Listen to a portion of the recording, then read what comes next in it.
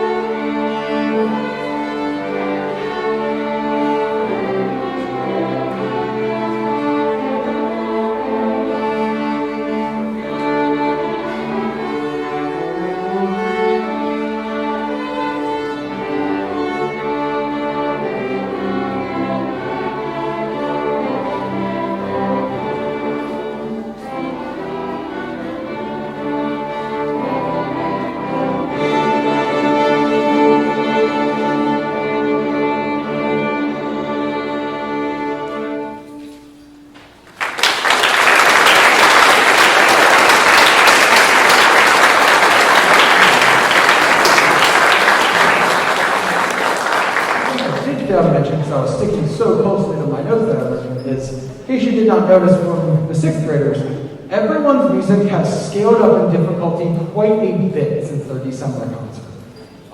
We decided that, decided that that concert was so successful, it was time to push them and see how far they can go. Now that being said, the high schoolers are only playing 2 pieces tonight. They were working on a 3rd one. It was actually the Wellerman Sea Shanty that has been going, well, a couple months ago, it was going all over social media. Unfortunately, the orchestra arrangement of it wasn't actually available for purchase until we got back from spring break. We got it anyway. We had a month to try and learn it. And the sad part is the hardest part of the song, they can play. It's all the parts around it that we didn't rehearse as much that weren't concert ready, so we decided not to perform tonight. So that's why they're only playing 2. So the first piece is their classical piece, but it's actually not from the classical era. It is Sinfonia in A minor by George Philip Telemann. And let's see, where are the notes? There's the notes I have. Sinfonia in A minor by German composer George Philip Telemann. He lived from 1681 to 1767, and although he lived in both the Baroque and classical eras, he is considered to be a solely Baroque era composer. His best-known work is his Concerto in G major for viola, which is a very commonly played piece by accomplished high school violists, whether it be for solo ensemble contests or for college auditions. Kara has already told me I'm not allowed to ever ask her to play it, but we'll talk about that in a year or so. But she's already started begging to not do it. Tessa, you'll be next up because you're in 8th grade, so we'll see. Maybe I'll make you do it sometime. No, we'll talk about that in a year or so. All right, so then their other piece is called Night Shift. It is absolutely not a classical piece of music. It is by the composer Richard Meyer, who is actually a middle school orchestra teacher out somewhere in the state of California. I have no idea what region of it. You're going to see his name a lot on this concert program and a lot on every other concert program ever, because he is wildly popular because he is fantastic at his job. Then, after they perform both pieces, I'm going to keep them on stage slightly longer because we are introducing 2 awards at the high school level now. I will talk about those more, what they are, and who they're going to after they perform. So this is the high school orchestra playing Sinfonia in A minor and Night Shift.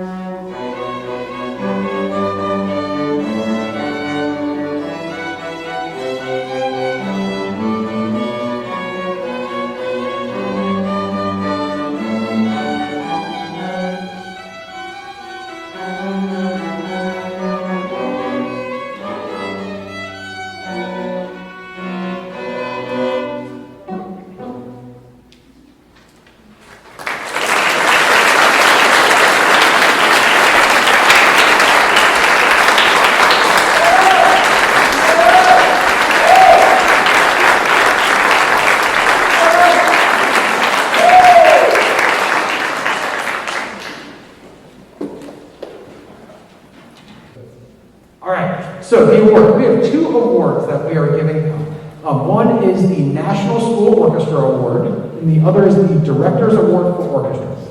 So I've got the official explanations of them and then kind of my own interpretation of what goes into them. So while traditionally reserved for upperclassmen, the work that our students are putting into creating a growing and thriving orchestra program here at Unioto is something I feel deserves recognition. These high school students have given a significant amount of input to me on how to go about building this program. And I am thrilled that we are truly working together to build this program because it truly is not my program, but their program, and I get to be a part of it. The two awards we give out will always be given to different students. Something that is not always truly known, especially with this group. I'm like this with all my students, but especially with this group. Everything we do is a conversation. When we choose music, sometimes I give the music like, yeah, you're playing this. Sometimes I give, actually a lot of the time, I give them a choice of like 4 pieces that I find appropriate in teaching the skills I want to reinforce. Then I let them listen to them, evaluate those pieces on their own, and give me feedback on what they feel would be beneficial for them. Part of that is because if they don't like it, they ain't gonna play it. But also, I want them to have that input. Then the start of this year, I told them, you are our first high school orchestra. You get to set how we do this from here on out. So, like, for example, the outfit change between the elementary and middle school students to the high school, going from the dress black and white to the concert black. That was something that I was a big advocate for. However, especially this year with COVID, it was a conversation. So it's something I definitely want us to do next year. But is that something we want to do this year? And they're like, yes, let's go ahead and do it. They didn't really have much of a preference, so okay. So we make it a conversation. This is a group effort. So we're going to start with the Director's Award for Orchestra. By the way, they've been trying to tell me who's getting these awards because they think they know, because they love telling everyone who my favorites are. And I tell them no teacher in the history of ever has ever had favorite students, so they're just making it all up. All right, so the Director's Award for Orchestra. Here's its official description. The Director's Award for Orchestra honors the top leaders of a junior high or high school orchestra and is commonly used as a runner-up to the National School Orchestra. That's all we get. Here's my interpretation. Since there are no other defined requirements for this award, in my mind, it belongs to the student that makes everyone in the ensemble better by simply being who they are and making an impact on the orchestra program as a whole through their efforts, commitment, leadership, and overall attitude.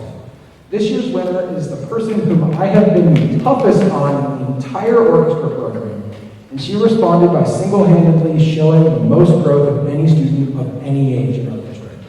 There was a point leading up to our December concert, I took this person's music, I said, I love you dearly, and then I circled like 20 different notes that were not being played correctly to make it very apparent how to play those notes. And she responded by playing them very well. There were a couple of times she was trying to tell me that she was on the edge of tears because I was hard on her, but she responded really well. So this year it was an easy choice for me to award the Director's Award for Orchestra to Emma Long. Emma, come on up here.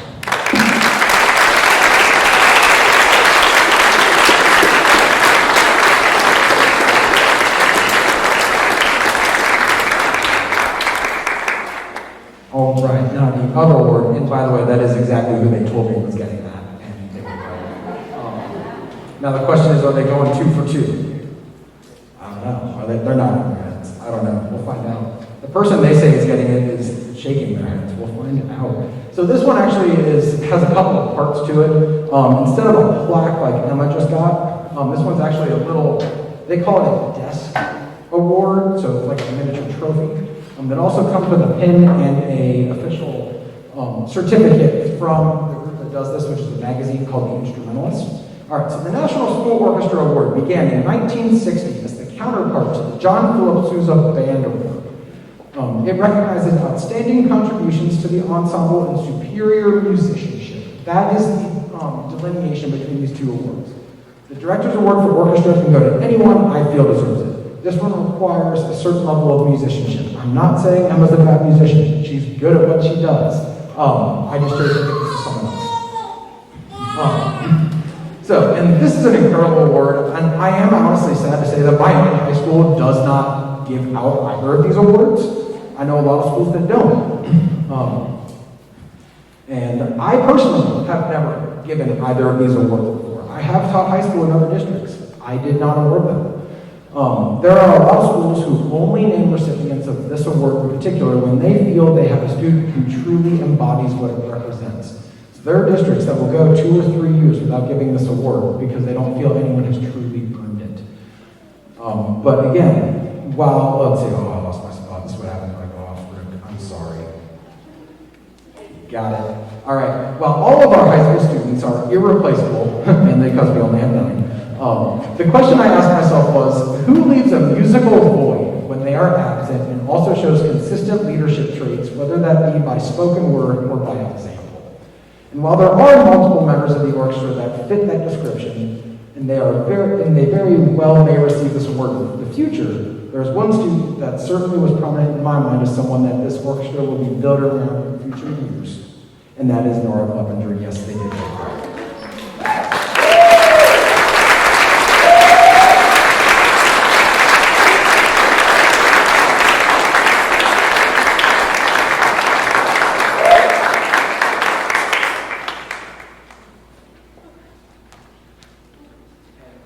Along with the student awards, we did also order the big official plaque boards where their names will be engraved and they will be mounted on the wall in our classroom until such a time where, I don't know, I guess they corrode due to age.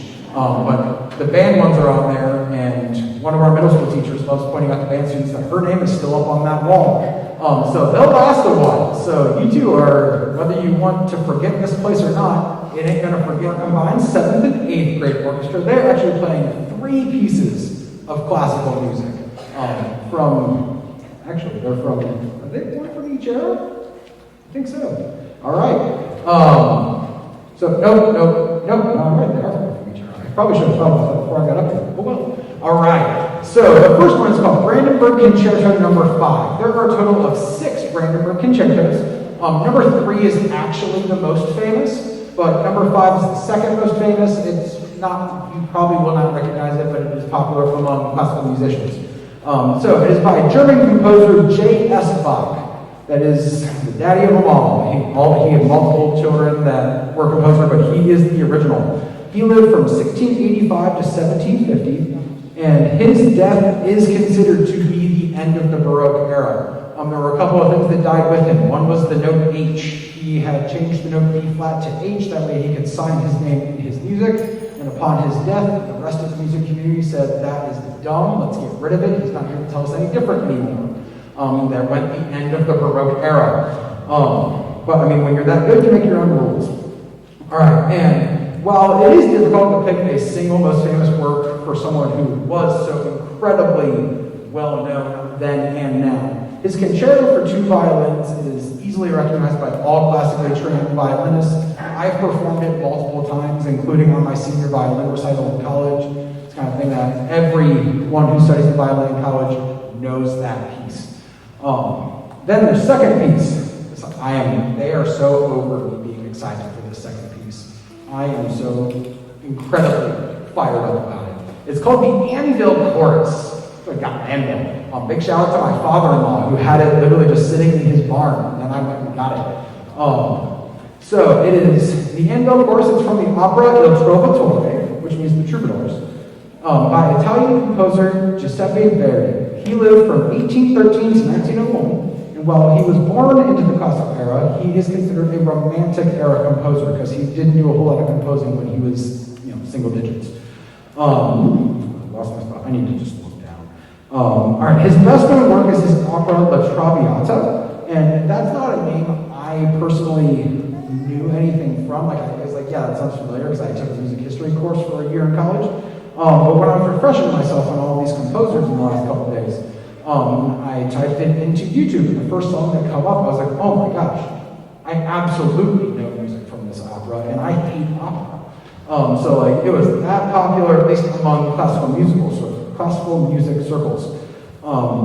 Then the last one, this one, I think they're also over me being super excited about this last piece. I describe it as one one giant dad joke. It's called GPS. It's an arrangement of the famous piece Eine kleine Nachtmusik by German composer Wolfgang Amadeus Mozart. He lived from 1756 to 1791, which places him in the classical era, and this is his most famous work. You will likely recognize it from the first three notes. So now just a couple of quick little side things. So in the anvil chorus, we will be joined by our band director, Ms. Colleen Boyan, playing the anvil. Then during GPS, we will be once again joined by Ms. Boyan, being our GPS. She will be giving us directions throughout the piece, and it is our job to try and follow them. So without further ado, this is the 7th and 8th grade orchestra. One last piece of information. This is not in my notes. Summer Strings program will be back this summer after taking a year off due to COVID. It will be during the month of June. It will take place over 3 weeks on Tuesdays and Thursdays. The middle school age class, so for anyone who is currently in a middle school grade, will be from noon to 1. I do not have the exact dates pinned down yet. That is the next thing on my to-do list after finishing this concert, but that will be during the month of June. So if anyone is invited, you can come to one class, you can come to 3 classes, you can come to all 6. Doesn't matter, and it's if you want to come. I know the younger students are really excited about it. The older students, maybe not so much. Some of them are getting tired of being ready to have a break. So I will not talk to you again until it is all time to pack up. So thank you very much.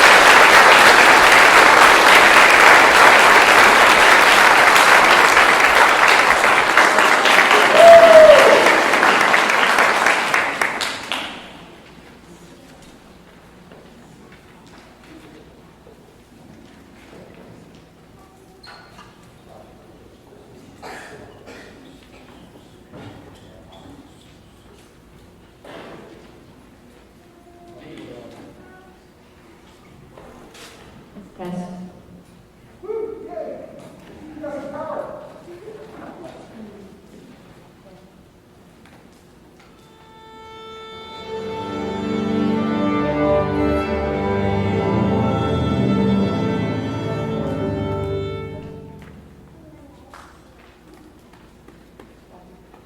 Begin by heading north in the key of G major.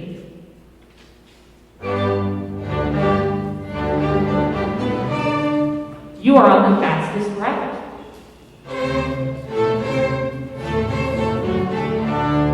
You should reach your destination in 96 measures.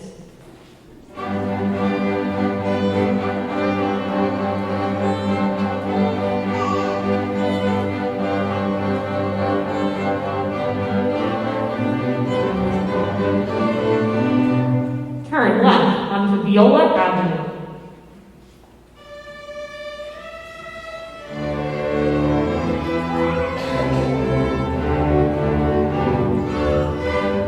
Turn right onto Cello Street.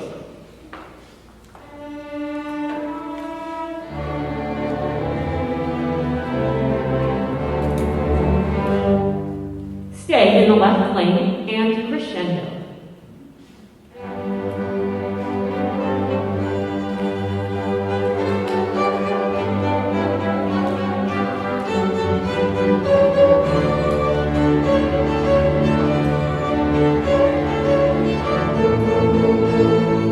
Continue straight in D major.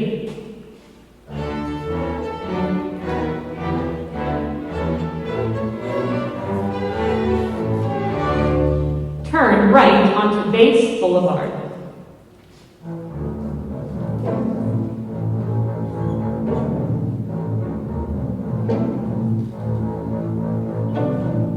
At the next entrance, play Forte.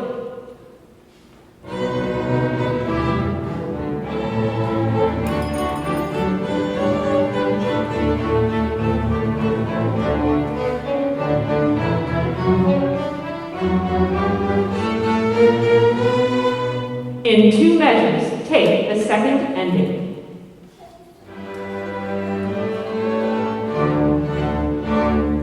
Take the second ending.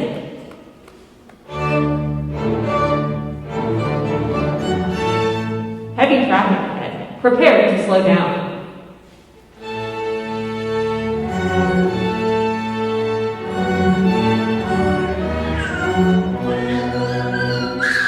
Head south in the key of C major.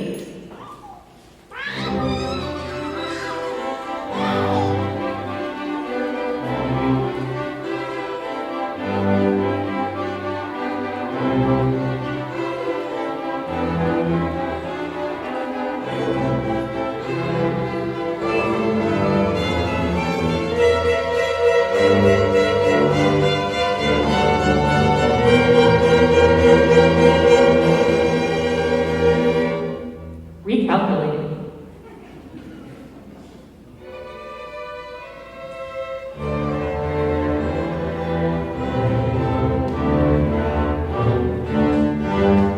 Make a U-turn. Merge together and play in unison.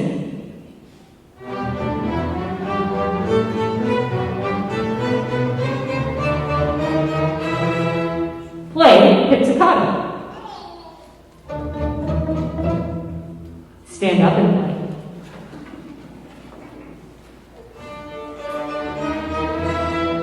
Stand on one foot. Sing your part.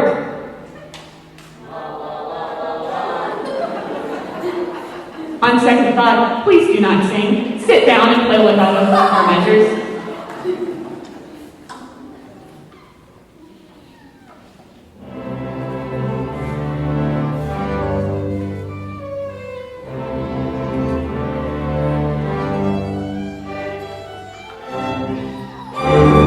Use the next exit to take the coda.